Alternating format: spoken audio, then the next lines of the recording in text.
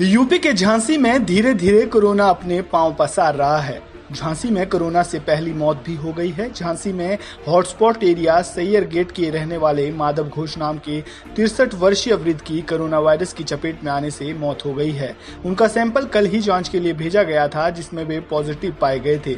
जिलाधिकारी आंद्रा वामसी ने press note के माध्यम से बताया कि दिसंबर में उनकी एक सर्जरी हुई थी। उन्हें शुगर व अन्य बीमारियां भी थी।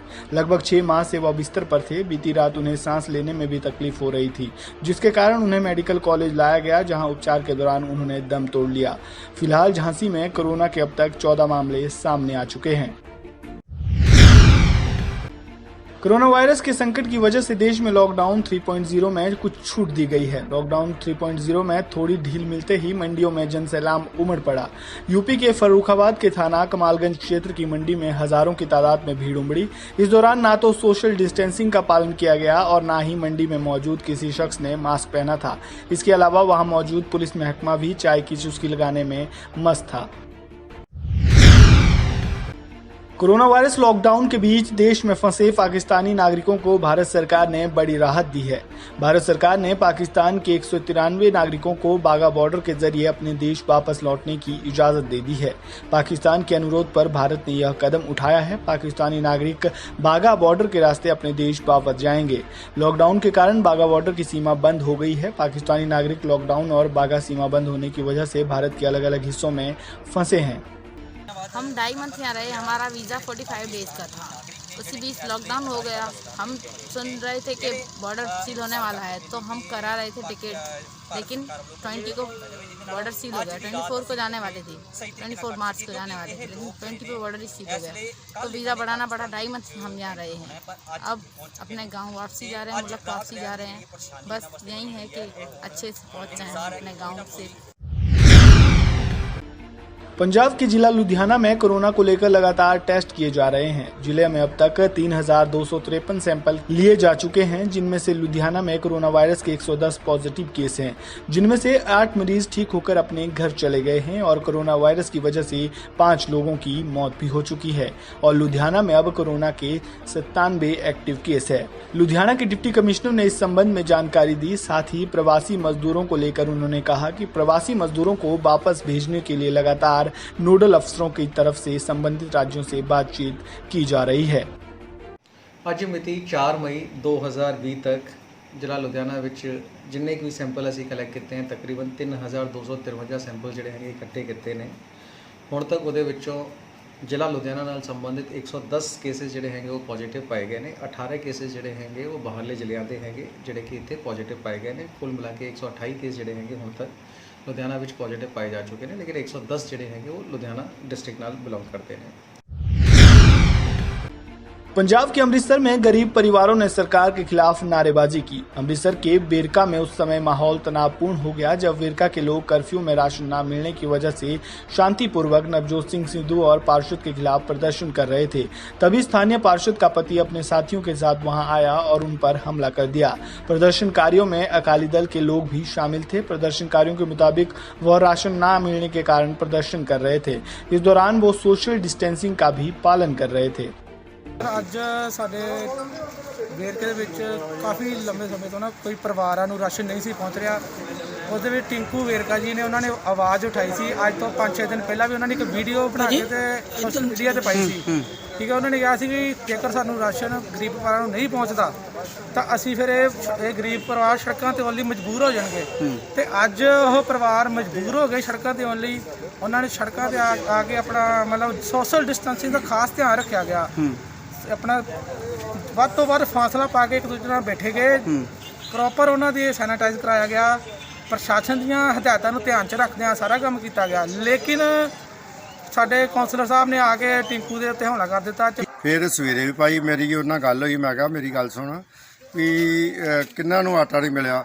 ਉਹ ਜਿਹੜੀ ਬੀਬੀ ਬੋਲ ਰਹੀ ਸੀ, ਉਹ ਬੀਬੀ ਦੇ ਘਰ ਅਸੀਂ 30 ਕਿਲੋ ਆਟਾ ਦੇ ਕੇ ਆਏ ਆ। ਤੇ ਉਸ ਬੀਬੀ ਨੂੰ ਕਹੋ ਵੀ ਸ਼ਹੀਦਾਂ ਸਾਹਿਬ ਚੱਲ ਜੇ ਮੇਰੇ ਨਾਲ, ਤੇ ਗੁਰੂ ਗ੍ਰੰਥ ਸਾਹਿਬ ਦੀ ਹਾਜ਼ਰੀ 'ਚ ਮੈਂ ਵੀ ਉੱਥੇ ਚੱਲ ਜਾਣਾ ਵਾ। ਸਹੁੰ ਖਾ ਲੇ ਵੀ ਉਹਨੇ ਆਖਿਆ ਵੀ ਮੈਂ ਵਿਡੋ ਆ ਤੇ ਉਹਦੇ ਇੱਥੋਂ ਤੀਕਰ ਉਹਨੇ ਗੋਲਡ ਪਾਇਆ ਸੀ। ਮੈਂ ਕਿਹਾ ਬੀਬੀ ਜੀ ਤੁਹਾਨੂੰ ਤਾਂ ਲੋੜ ਨਹੀਂ ਆ ਜਿੰਨਾ ਤੁਸੀਂ ਗੋਲਡ ਪਾਇਆ ਵਾ, ਵੀ ਤੁਸੀਂ ਤਾਂ ਵੈਸੇ ਬੜੇ ਅਮੀਰ ਜੇ, ਵੀ ਗੋਲਡ ਪਾਇਆ ਵਾ ਤੇ ਇਹਦੇ ਗਰੀਬ ਨੂੰ ਚਾਹੀਦਾ ਵਾ ਵੀ ਜਿਹੜਾ ਰੋਟੀ ਰਾਸ਼ਨ ਉਹਦੇ ਘਰ ਮੁਹੱਈਆ ਕਰਾਉਣਾ ਚਾਹੀਦਾ। ਫਿਰ ਉਹ ਕਹਿੰਦੀ ਵੀ ਮੈਂ ਵਿਡੋ ਆ, ਮੈਂ ਕੋਈ ਗੱਲ ਨਹੀਂ ਭੈਣ ਜੀ ਤੁਹਾਨੂੰ ਅਸੀਂ ਰਾਸ਼ਨ ਦੇਵਾਂਗੇ। ਫਿਰ ਉਹਨੇ ਆਖਿਆ ਵੀ ਮੇਰੀ ਮਦਰ ਆ ਉਹ ਵੱਖਰੀ ਰਹਿ ਰਹੀ ਆ, ਮੇਰੀ ਮਦਰ ਨੂੰ ਵੱਖਰਾ ਚਾਹੀਦਾ। ਫਿਰ ਉਹਨੇ ਆਖਿਆ ਵੀ ਮੇਰੀ ਭੈਣ ਆ ਉਹ ਵੀ ਵਿਡੋ ਆ, ਉਹਦਾ ਵੀ ਘਰ ਵਾਲਾ ਛੱਡ ਕੇ ਜਾ ਚੁੱਕਾ ਵਾ ਤੇ ਉਹ 10 ਕਿਲੋ ਇਹਨੂੰ ਵੱਖਰਾ ਚਾਹੀਦਾ।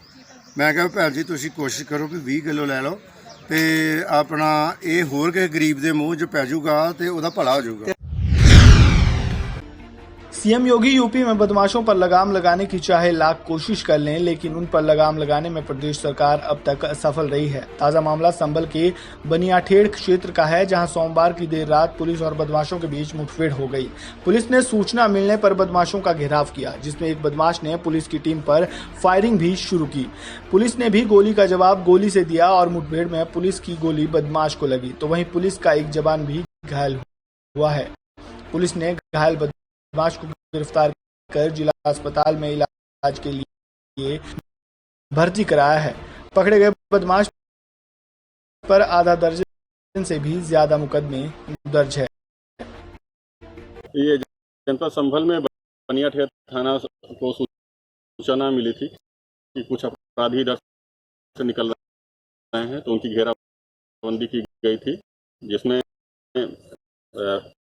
जब रोकने का प्रयास किया गया तो एक इन्होंने पुलिस पे फायर किया अपराधियों ने, और जिसमें पुलिस ने भी फायर किया, जिसमें एक अपराधी जो बिलाल नाम का है वो घायल हुआ है और एक्सचेंज ऑफ फायर में हमारा एक सिपाही भी घायल हुआ है। सभी को हॉस्पिटल भेजा गया है। अभी इसके बारे में जब जानकारी की गई है तो ये ज्ञात हुआ है कि ये इसके ऊपर लगभग आधा दर्जन केसेस थे। कई थानों में CS एक्ट के लूट के मुकदमे हैं और उन सभी की और भी इसकी क्रिमिनल हिस्ट्री की जानकारी की जा रही है, और ये बहुत ही नोटोरियस अपराधी था। अभी घायल हुआ है और ये सभी को हॉस्पिटल भेजा गया है। कितने दिन से वांछित चल रहा था? ये हमारे रजपुरा थाना क्षेत्र से वांछित था, और ये अभी जब सूचना मिली थी तब घेराबंदी की गई थी बनियाठेड़ थाने में। अभी एक गाड़ी इसके पास से बरामद हुई है, पिस्टल बरामद हुआ है और कार्टेज बरामद हुए हैं। उत्तर प्रदेश के बलिया जिले में युवकों के गंगा नदी में डूबने का मामला सामने आया है। ताजा मामला बलिया के बेरिया थाना क्षेत्र के चांदियर चौकी के फकरू राय टोला का है, जहां बच्चे जानवर चराने के लिए अपने घर से सुबह निकले थे। जानवर चराते समय वो गंगा नदी में स्नान करने के लिए चले गए। गंगा नदी का पानी गहरा होने के कारण 5 बच्चों की गंगा नदी में डूबने से दर्दनाक मौत हो गई। बच्चों की मौत की सूचना जब गाँव पहुँची तो पूरे इलाके में कोहराम मच गया। ताजा जानकारी के मुताबिक 5 में से 4 युवकों के शवों को नदी से बाहर निकाला जा चुका है, और वहीं अभी भी एक युवक की तलाश जारी है। ये 5 युवक फकरू राय के टोला के रहने वाले हैं। वहीं पुलिस ने सभी बच्चों का शव अपने कब्जे में लेकर पोस्टमार्टम के लिए भेज दिया है। घटना की सूचना मिलते ही बीजेपी विधायक सुरेंद्र सिंह भी मौके पर पहुंचे।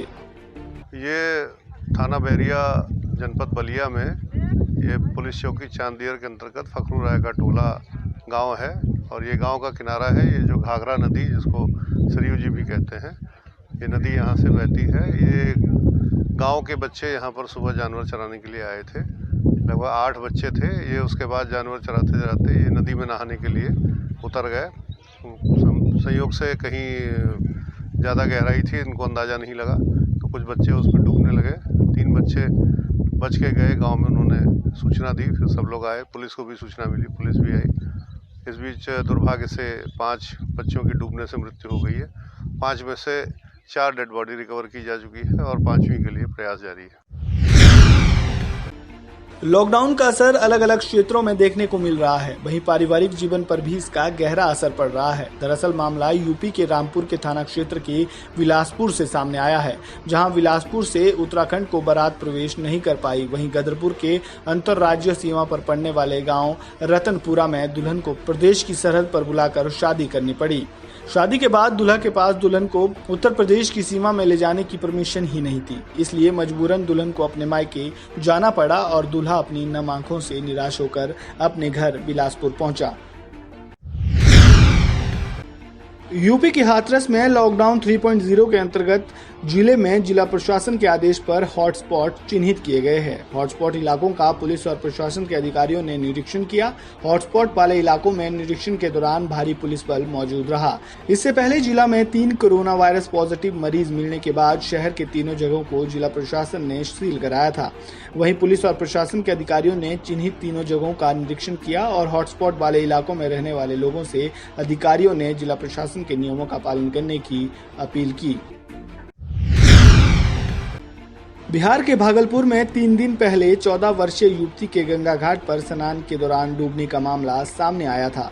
भागलपुर के पीरपैंती एकचारी थाना क्षेत्र के अंतर्गत टपुआ घाट पर डूबने से 14 वर्षीय लड़की निशा कुमारी की मौत हो गई थी। जानकारी के अनुसार वह विजय मंडल की पुत्री है। अपने परिजनों के साथ बुधुचक से डोरा पर्व को लेकर स्नान करने आई थी। स्नान के दौरान गहरे पानी में चली गई। इसे देख मां ने साड़ी फेंककर उसे बचाने की कोशिश की, लेकिन वह साड़ी सहित तेज धार में बह गई। घटना के 3 दिनों बाद ग्रामीणों ने शव को ढूंढ निकाला। घटना की सूचना मिलते ही एकचारी थाना प्रभारी मणिभूषण कुमार घाट पर पहुंचे और शव को पोस्टमार्टम के लिए भेज दिया गया।